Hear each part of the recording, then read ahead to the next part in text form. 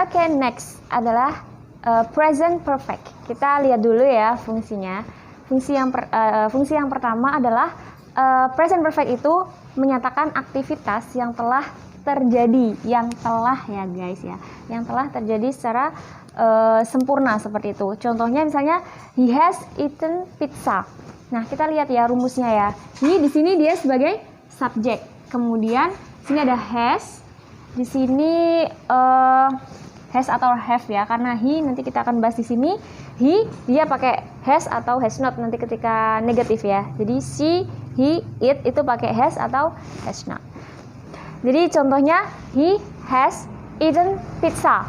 He di sini sebagai subjek, kemudian has karena dia he jadi pakai has.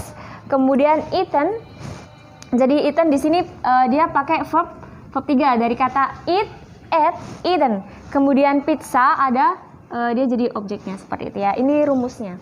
Kemudian fungsi yang kedua adalah aktivitas yang berulang-ulang. Jadi menyatakan aktivitas yang berulang-ulang. Contohnya she has gone to Bali 3 times. Jadi dia telah pergi ke Bali itu selama 3 kali. Jadi bolak-balik dulu pernah ke Bali, terus udah nggak di Bali lagi, terus ke Bali lagi, nggak ke Bali gitu ya.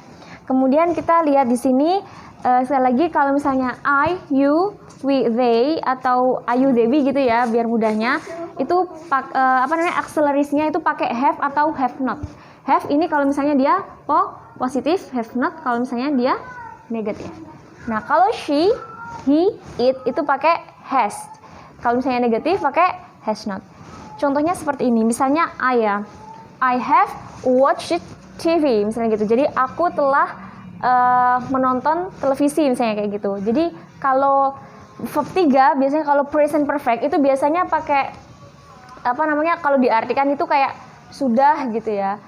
Jadi contohnya misalnya you have eaten, kamu sudah makan misalnya gitu, atau you have eaten pizza, you have eaten rice.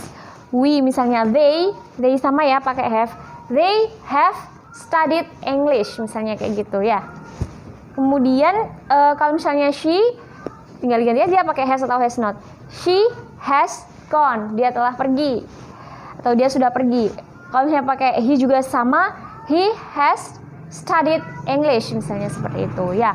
Kemudian kalau misalnya time signalnya itu ada just now. Kemudian kadang pakai adverb juga kayak already, kemudian never, ever, yet, still.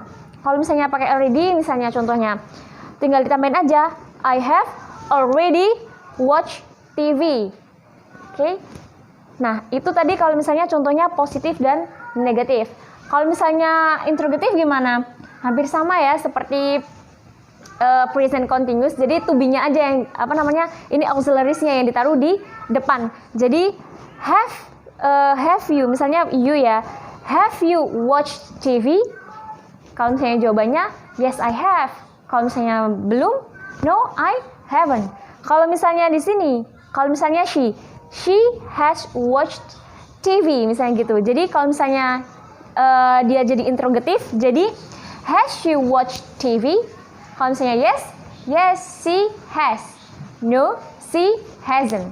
Okay, got it?